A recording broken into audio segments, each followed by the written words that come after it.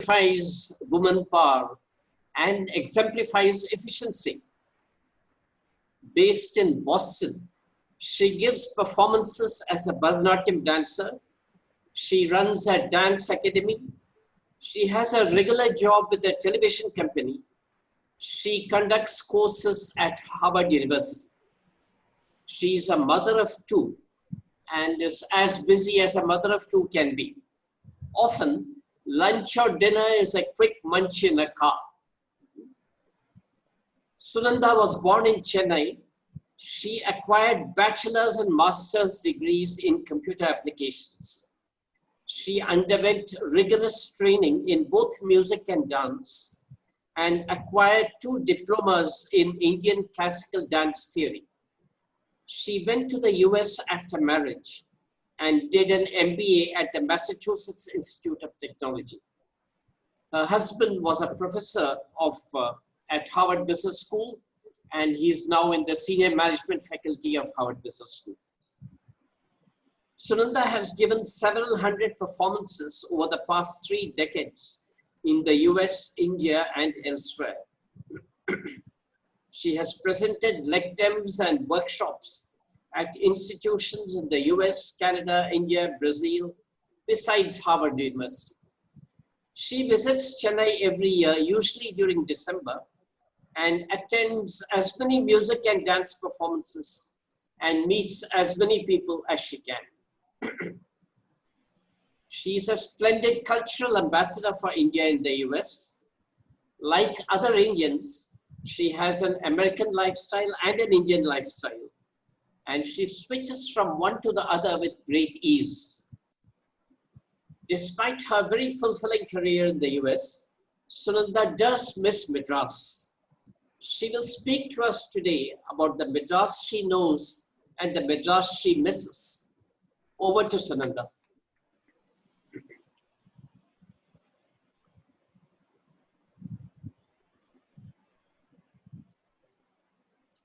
Thank you so much. Yeah. And as I was telling Mr. Madhu, now I have to live up to that introduction. So I noticed that the title was The Madras I Miss. It was not The Chennai I Miss.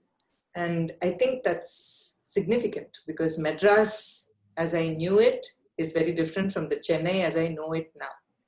And more on that later. But I want to take you all back a few years. No, several years at this point. 1996, January. That was when I met my husband for the first time. And at our initial conversation, the first thing I said was, I have an incredible attachment to Chennai, Madras. And one of the things that is important for me is that I spend several weeks each year in this city. If he was surprised or dismayed by what I had said, he was careful not to show it at the time. And of course, we liked each other. We met a few times. We got married. I moved to the US. And I don't know if he took what I said very seriously, but it slowly dawned on him that what I had said was, in fact, very important to me.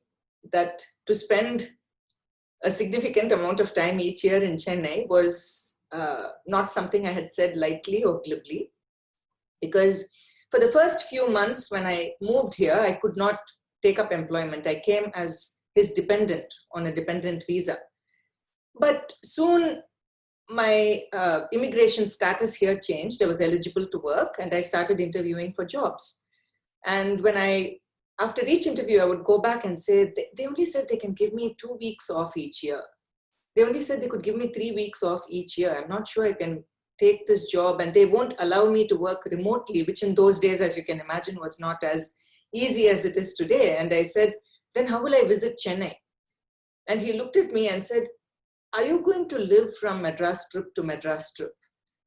And I said, yes, in a sense, still I find myself in this country.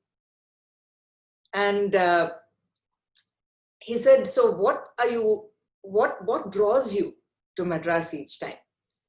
And it was so many things, right? It was familiarity of all the things, and many of them again start with the alphabet F. It was, of course, first family, festivals, food, fashion, and dance and music, which were a huge part of my life, friends.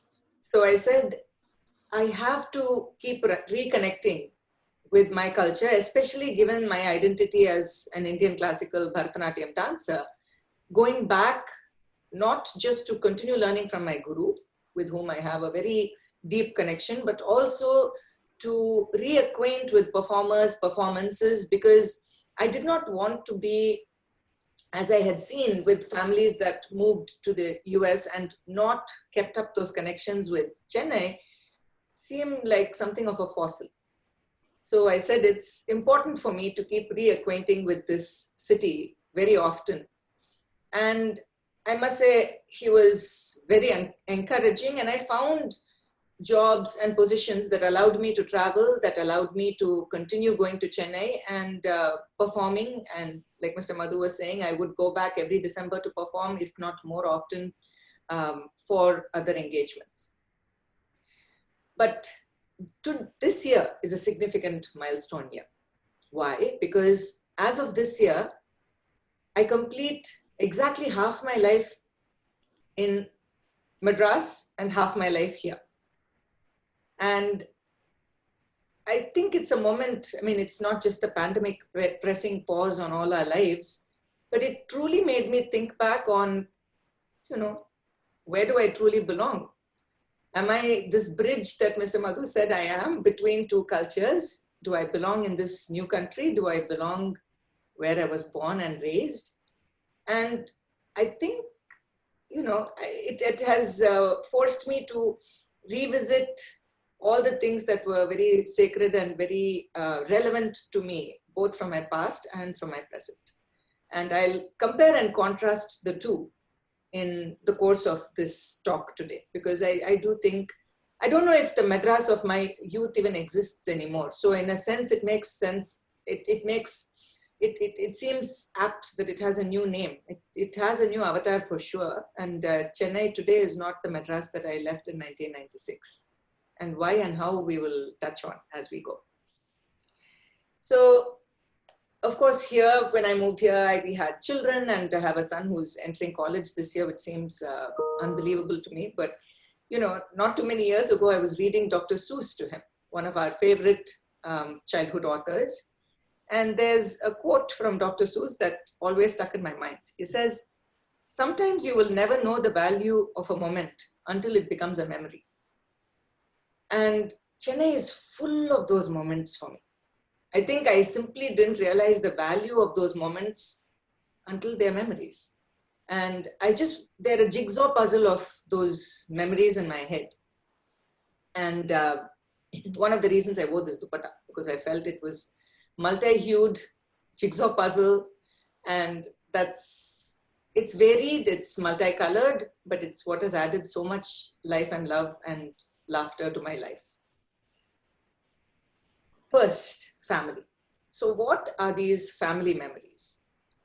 I think I have the good fortune of coming from a family where it was not just the immediate family that was tight-knit and connected, but when I said family, and that's often unfathomable to people, even my husband, who comes from a large family himself, the connections that we have, whether it's aunts, uncles, cousins, you know, and our neighbors and our very close family friends, everybody felt like family. And for me, my connection to some of my aunts or my grandparents and my parents was not that different. And my cousins and my siblings, not that different again. We were raised in a very close fashion, and we got together several times each month, whether it was for a birthday celebration or festivals like Deepavali or Pongal, or it didn't even take that to draw us together. Movies meant that we would all troop in, piled in several layers into a car, and head off to watch. Often, because the pickup had to be across so many houses, we would miss the first several scenes of a movie. But, you know, that's the way we went to movies. Or going to Marina Beach. And everything was done in this large group fashion, which I didn't realize at the time how precious and unusual it was. And even celebrations like Ganesh Chaturthi or Saraswati Puja, which we celebrated in my family, it was done in a fairly unique fashion. So there was my grandmother with whom we lived, and she would do all the rituals and prepare all the special foods for each of the festivals, which of course we just took for granted. We didn't realize how much effort it goes into doing those things. And then the morning puja was always the five of us, the core family, sitting together in the puja room and singing for hours. So all the songs that we knew on Pilayar would be sung one after the other. All the songs that we knew on Saraswati would be sung one after the other. And that moment and that memory is just so precious to me today, because though at least one of my sons is trained in Carnatic music, I simply can't recreate that ambience. I've tried, making at least one or two of the dishes that I learned from my party, maybe singing a few songs at these festivals. But that remains such a sacred and beautiful connection to Madras and, family. Deepavali meant, waking up, of course, the excitement pre-Deepavali, going shopping. Again, it would be large group shopping. All of us would go from store to store looking at these saris for at least 1 or 2 weeks before the festival. And there was such excitement about what to pick, what to buy. And the early morning rituals of Deepavali, then followed by a car journey all over Madras to meet relatives. And then in the evening, this big celebration with the extended family, or sometimes where our neighbors would come in, where we would have a patas, a face-off with the neighbors across the street, and so on and so forth. So festival connections and family connections were just incredible. And one of my very, very big regrets is that I have never been to Madras after I got married for Deepavali. I think it is something that I will forever regret not showing my children. There was one year that when we called from here to wish everyone happy Deepavali, we could hear the fireworks going off in the background. And my older son, who must have been 10 at the time, he wailed and he said, "Amma, why did we ever move to the US? Why did you guys do this to me?" I said, "Listen, when we moved here, you were not even a concept. So what are you talking about?" And he said, "We have never celebrated anything like this, and I have to go to school today. And all my cousins are having such a good time in Chennai." I said, "That's true, sweetheart, but we'll celebrate in our own way." And yes, Deepavali celebrations in the US do exist. This is where I said I would do the little compare and contrast. So the community comes together here. There is a sizable Indian community, and in particular, the Harvard Business School community, which my husband and I are part of, celebrates Deepavali every year with what they call a Diwali party. And professor families takes turns hosting it. The one year that I had a chance to host, I hosted it last year, but I also hosted it 10 years ago or so for the first time. And I want to talk about that experience. So first of all, they said, "Oh, we're not inviting children. We don't invite children to these parties." And that for me was, I couldn't wrap my mind around that. I said, what is Deepavali without children? What is, and I didn't want an adult cocktail party in the guise of a Deepavali party. So I said, listen, if I'm hosting it this year, I'm going to make it a little bit different. Children are going to be invited. I have 2 little children myself. At the time they were little. And we celebrated it with the children. But as luck would have it, it was, I remember, the last week of October, and I had made elaborate plans on how to decorate the house. I wanted a purely South Indian celebration, which given the majority North Indian faculty at Harvard Business School hadn't happened until that year. So I said, I'm going to play Nadaswaram music, have idli and dosa served, and make it as Madras a celebration as possible. And as luck would have it, that year, for the first time in 140 years, it snowed in Boston in October. We typically never have snow until the last week of December at the earliest. And right for the 5 or 6 hours that I had invited people, it snowed. So it felt like some cross of Deepavali and Christmas, and it was such an unusual celebration. But the good news was, once people came, they couldn't leave. So we had everyone captive. And somehow the lights and the cheers seemed more important than ever. It was a beautiful experience. And, that is how we celebrate festivals here. Navaratri, again, I mean, was such a beautiful celebration in our family in Chennai. My mother used to host themed Navaratris, which people used to drop in to see all across the 9 days. And often we never even dismantled the Golu after the 9 days. People would continue coming to see the Golu. And in the US, Navaratri has again a different avatar. So when I moved to the current house that I live in from my apartment, I had the space to host it, and I wanted the children to see it. Though I have 2 boys, I thought it was relevant for them to see our festivals. So every year after that, I hosted Navaratri. But again, it has a US avatar. So we invite people for maybe a few hours, 1 or 2 days across the festival.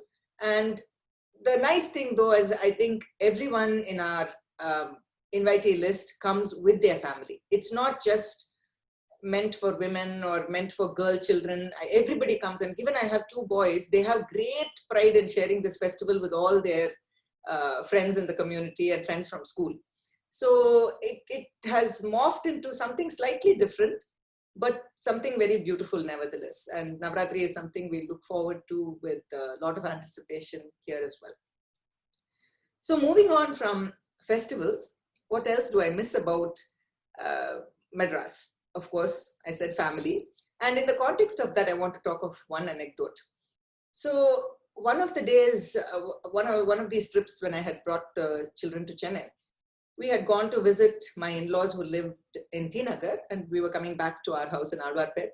And as we came, approached the house, we could see 2 or 3 cars parked outside our house. And suddenly my 2 boys started jumping up in their seats. And I said, what is the excitement? And they said, we don't know who's come. We don't know who's come. And I said, okay, there are people who've come in to visit as they already do. And then my older son looked at me and he said, do you realize how unusual that is? When was the last time we drove into our house in the US or someone dropped in on us unexpectedly without calling and making an appointment? And that really, allowed me to see Chennai in a new way. And I think seeing it through the eyes of my children gave me a different look at my own city and my family. It was so beautiful to think, yes, people can just drop in to see you. They don't have to make an appointment. It doesn't have to be a play date, as we call it here, when children get together or adults come in. And until today, my boys tell me one of their favorite sounds is the sound of the gate opening in grandma's house, because that means somebody has come and they don't know who it is and they have to rush down to see who it is. And they said that somebody would come in, all hours of the day just to drop in. I mean, it is not to join us for a meal or some, elaborate meeting. It could just be that we were passing by and we thought we'd drop in and say hello. And that is something that hardly happens. But wonderfully, again, I must say, this time of the pandemic, it has started happening. I see that since with everybody confined at home, everybody living life somewhat in isolation, people are yearning for that company. So if I step out of my house even to go check the mailbox, my neighbor comes out and we have a little chit chat. And that didn't happen, I can say, even a few months ago. So that is something that now suddenly Boston feels a little bit like Madras, but that is one of the very beautiful connections, I think, to Madras, that people are so relaxed with each other that, they can meet. But I don't know, again, if that's for me from my past. I feel that the people in Chennai today are busier or, have less time for each other than we do even in Boston. So I don't know if it's nostalgia for something that doesn't exist as much anymore. Then I want to talk about food.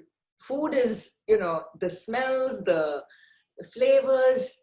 It is, of course, when I left Madras, it wasn't this food mecca that it has turned into, but, we had our favorite haunts, our Woodlands Drive-In, Gangotri, all the student haunts from my college years. And it was something that I went back to, or Spencer's Donuts, I remember. So every year I went back in the 10 or 15 days or maybe a month that I spent in Madras. It was like a pilgrimage to all these places that I used to visit when I lived there. And over the years, I was so surprised to see how there has been an explosion of eateries and restaurants in the city. So much so that TripAdvisor last year designated Madras as one of the top 10 food destinations of the world. There isn't a cuisine that is not represented in Madras anymore. And for those of us coming from the Boston, to say we yearn for that might seem a little unusual. But I think the wonderful thing is that in Madras, the food is adapted to our palate. So whether it is Indo-Chinese food or Indo-Italian food, it just tastes so much better. And I don't think it's as processed or genetically modified as foods are in the US. So definitely we miss I shouldn't say Indian food, just the food available in Madras so much.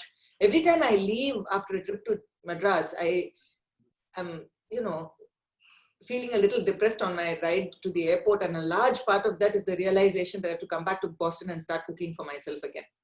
I don't want to say I'm a bad cook. I'm a decent cook, but nothing makes up for the flavors of Madras. Absolutely nothing. And then what would Madras have been without my dance class and party class? I can't even imagine that. It was such a beautiful way for me to spend my growing years, and those memories spent with my Guru Radha or Guru Ramachandraya, who taught me music at home, or Chemangudi Mama, whom I had the tremendous good fortune of learning from for several years. Those are memories that, I can't even imagine what I must have done in my life to deserve that. But, the friendships, the fun, the laughter that came out of classes, out of rehearsals, out of performances. Summers meant living in dance class. We lived in dance class. We would go there in the morning. We were working always towards some new group production that my teacher would do. And she found summers were a good time to work on that when all of us were out of school or college. And we would go back home late in the evening. And the parents would send foods in during lunch or come in carrying something, and we would all eat together. Or my teacher would say, come, let's all go to Gangotri, and she would treat us all to chaat at Gangotri. And then we would come back and continue dancing. And we didn't have a care in the world. So some of my, attachment to Chennai might also be attachment to a carefree childhood. It's very hard for me to separate the two because those were my years in Madras. But these memories of dance class were, such a blessing in every sense in my life. I think it truly taught me to multitask because exams didn't go away, and neither did academic pressures or commitments or other social commitments. But it was, it is something that I'm struggling to recreate here. Though I do have a dance class, I do have committed students who work very hard. These same students are also overcommitted, much like my own children. So they have never had a free summer like I did, where they did nothing. Most often it's because parents here are working. They don't have a real extended family to fall back on for childcare. So summers for these children have often meant going away to a camp or being in some class the whole day. So to have this notion of a summer where you just play board games or laze around with a book or do music or dance or meet your friends, it seems so alien to my own children, and that's just so sad. I mean, I have tried to keep their summers light, but it hasn't been easy. It's more and more, I feel, a dog-eat-dog world, and they're like, oh, we have to use the summer to catch up and do this activity because they're doing this class and they're building this skill set, especially as they went into high school. And I just think we were also in high school, we were also in college, but I would have not traded those experiences in dance class for anything else.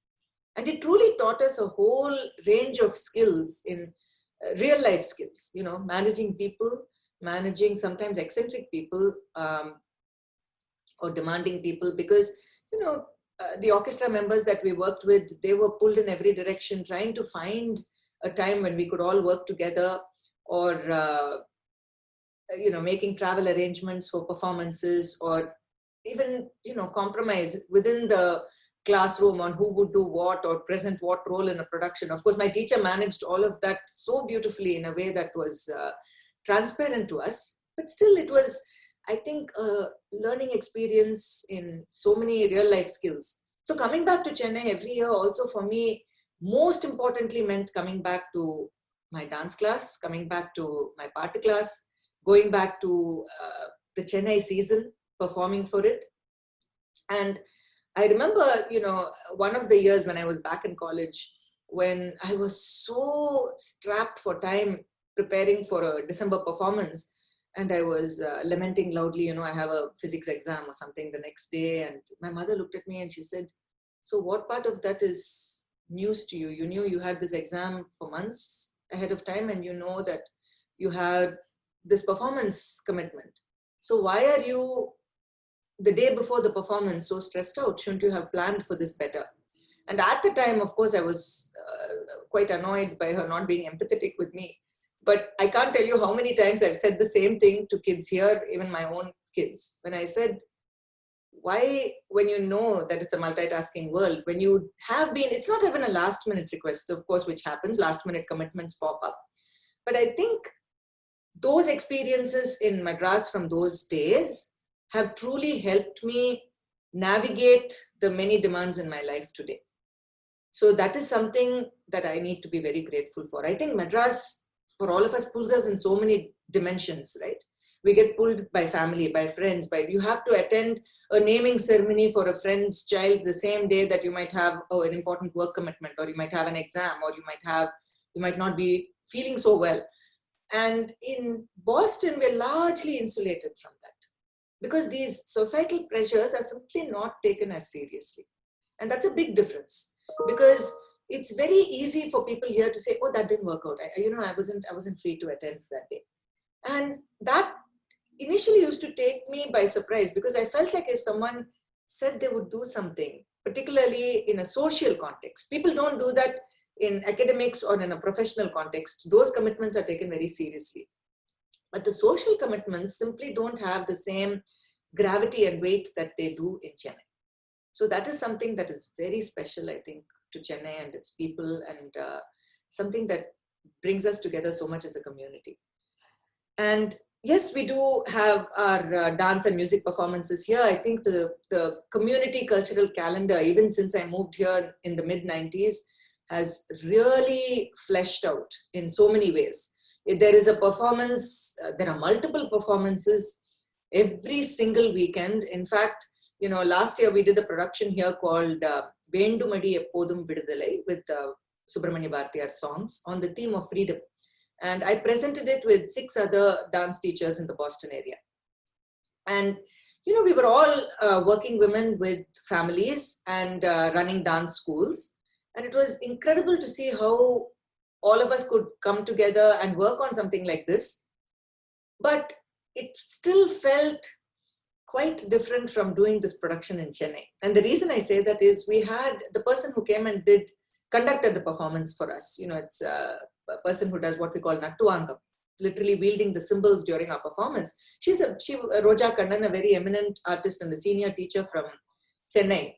And when she came here, she watched our rehearsals and conducted it for us. She said, I really applaud what you guys are doing, because, in Chennai, when we leave to go do these rehearsals with groups of artists, we don't have to worry so much about our families. There is more of an infrastructure. We do have support staff or help or, family members at home who can, for at least a few hours, hold it together for us. And she said, you women have nothing. You have, when you leave the house, or yes, your husbands all step in and do what they have to. But it is so much more challenging, especially for the families, some of the dancers who have very young children, who are 2 or 3-year-olds. It's just different. Yes, we do keep trying to recreate the ambience and the activities of Chennai here in terms of music and dance. But I must say, it feels definitely a greater challenge to make time for those things, unfortunately. And, before I sign off, I'm not sure if, I'm sorry, I haven't kept track of the time. But anyway, I just wanted to say, as the years have rolled on, we have made so many trips, at least once or twice each year with the children, that for them, Chennai has started feeling, if not as in my case, as first home. For them, it definitely feels like second home. But over the years, I feel globalization, or you call it what you will, Chennai has started feeling more and more like Boston, and Boston more and more like Chennai. The foods, the fashion, the trends, the way people interact, it doesn't seem that different anymore. I think social media, the internet, people traveling, it has definitely brought the world so much closer. And for that, I'm grateful. When I moved to the US in 1996, a phone call cost us about $3 or $4 a minute. So it was not something as a student or as a young couple starting off that my husband and I could afford very often. We would call home every week to check in on our families, but it was always that quick, few minute check-in and hurried. And to think that today I can, call people on WhatsApp or talk to all of you or talk to my family for hours on end each day, it just seems like, we don't live on two continents anymore. The world is that much smaller a place. And I don't feel like, Chennai and Boston are that far apart. I think they've crept closer and closer together. And I see even, some years ago when I would have to wear Western attire to go to a Harvard Business School event or a party, now it's completely fine and celebrated to go in Indian apparel. Indian fashion is so pervasive in the US. Indian food is so celebrated. So people love it. Initially, when my kids started off in kindergarten, they used to be a little embarrassed to take an Indian snack to school, or to have me offer an Indian snack to their friends when they came home. They would ask me, can we please have pizza? Can we please have pasta? And of course, I did whatever they wanted me to. But very soon, I had the mums of these friends of my children calling me saying, my children were a little disappointed. They came to your house thinking they would get Indian food. And then I told my boys that. I said, listen, you guys might be embarrassed, but it looks like those children want pakoras and samosas. So do you mind if I serve them Indian food? And it has become such a draw. I think I get to see more of my friends' kids than vice versa, because they're all drawn to my Indian kitchen. And, as life moves on, I think these boundaries are just blurring for me, at least. And I think travel in the mind, travel in time, like we're doing right now, and with Zoom, it doesn't even matter anymore. I mean, some of my students that relocated to different parts of the world who've been with me for 20 years are now in my dance class again, thanks to Zoom. So I don't know what it means to say, it doesn't feel that different now anymore, living in two continents. Of course, the heart always pines and aches and wants to go back to Madras at every opportunity. But I must say, technology has been a wonderful bridge, and something for which I'm very grateful.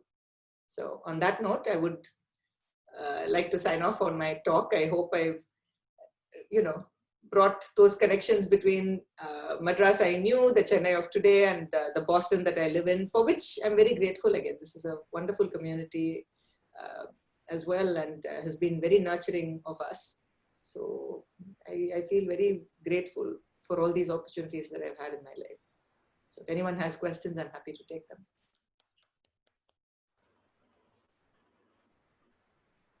Yeah, we go over to question and answer session now.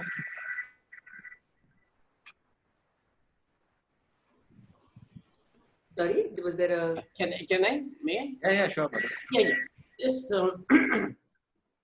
Now, many Indians in the US, there is this pull of the home, and they wonder whether they should stay on or return.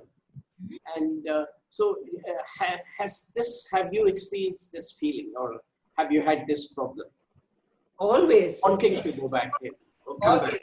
To ask me, they said, would you return to Chennai? I think in a heartbeat, for me.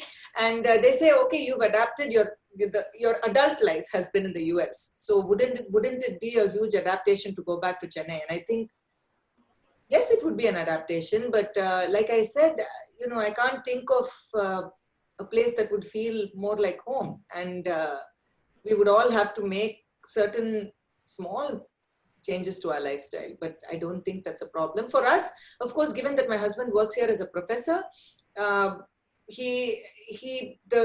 it's not so much even the teaching, but the opportunities for research that he says are different in India. Not that they don't exist, but it's the research methodology and the way people think about research is quite a bit different from what it is here.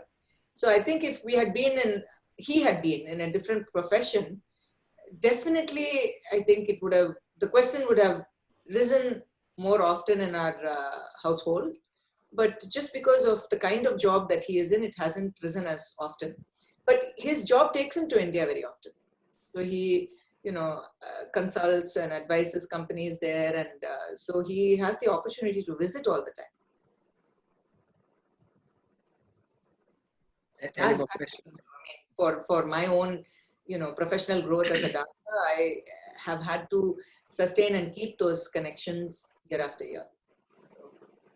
But yeah, I think that's one of the things. And we talk often about, in the context of now as we age and we talk about retirement, we talk about wanting to have an apartment or a house in Chennai that we can go to, especially during the unforgiving winter months of Boston.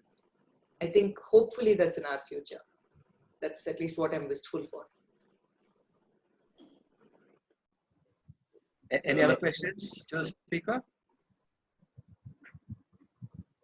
Yeah, the dance students, is there anyone else who's, okay. Now, your American students who learn dance, how difficult or how challenging is it to teach them Bharatanatyam?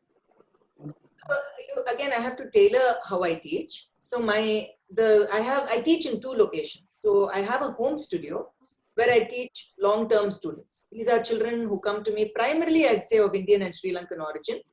And they start with me when they're between the ages of 6 and 9 or so. And I must say, even the students that started with me back in 1996, 97 are still with me. They've all gone on and become professionals. But like I said, they come back to dance class as and when they can, either in the summer or through Zoom from wherever they live now.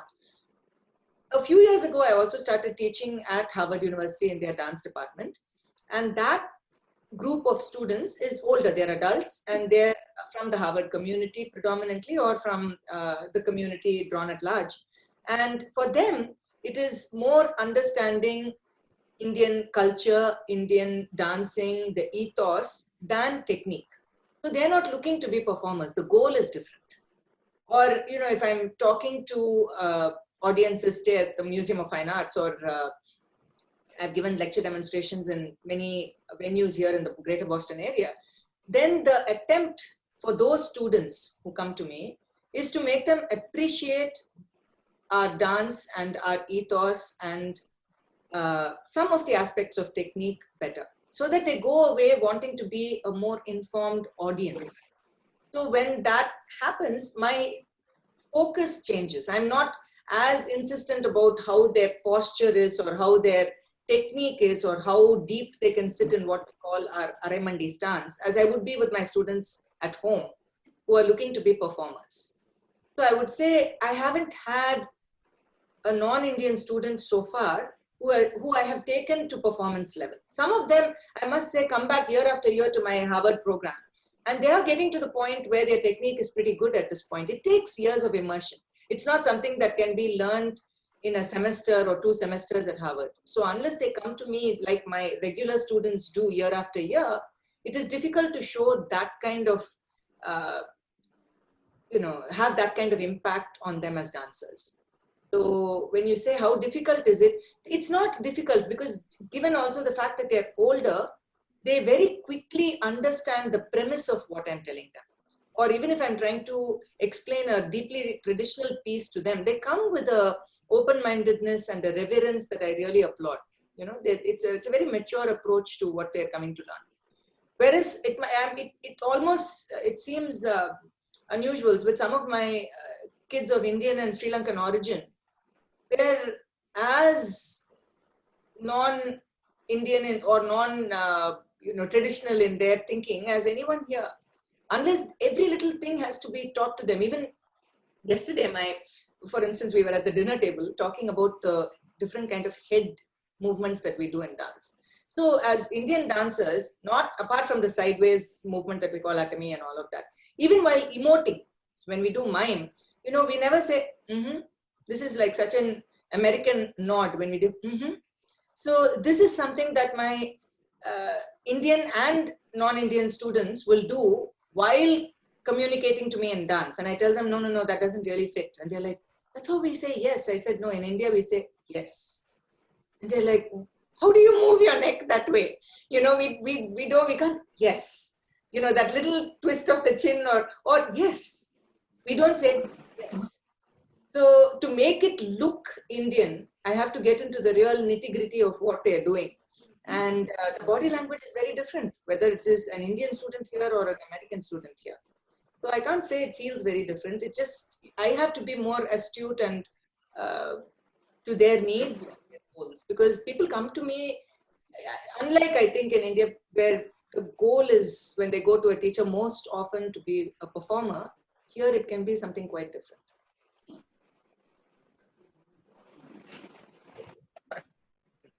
Any more questions? Is there any question coming on? I have a question. Yeah, Excuse me, go ahead. Sunanda. Yeah, I just wanted to ask you, like, how do you update yourself?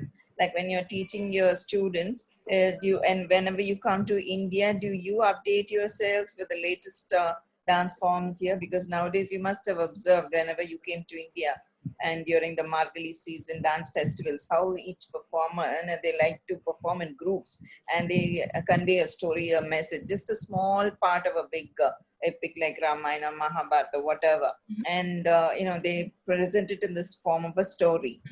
And all the movements, the costume, the hairstyle, the way they convey the meaning, everything is so different nowadays compared to what it was earlier. So like that, how do you update yourself, or you still stick to the old form, or you try new techniques in teaching US students?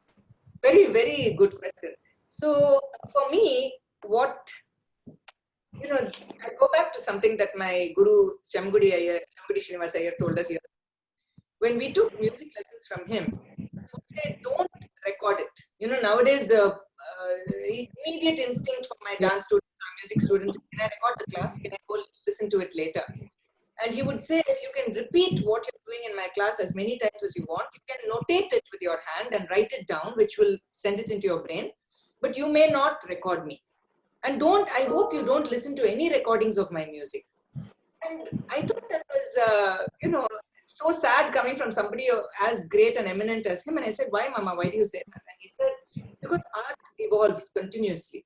And what you consider great now won't be considered great 20, 30 years from now. And he said, I don't want anyone listening to my music 30 or 40 years from now where it's a little out of context and saying, oh, this is all it was. And people thought this was great. You know, so in my own lifetime as a dancer, I have seen how this has changed. And aesthetics, like you talked about, costuming, technique, so many things have changed. And I think it is very important for me to keep abreast of those changes. And that's why I have to visit India often, see live performances. Of course, YouTube makes everything available here as well right now. But there's nothing like watching a live performance or seeing it in action there. That said, it also allows me to see there's a creeping homogeneity in the way performances are done. There's a slickness and things are starting to look all similar, you know.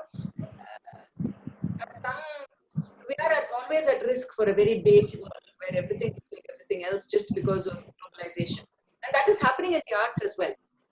And I think I liked certain aspects of dance from 20 or 30 years ago where there were unique styles, where somebody's dance looked very different from someone else's dance, and you went to people's dance or performances because of their unique offering.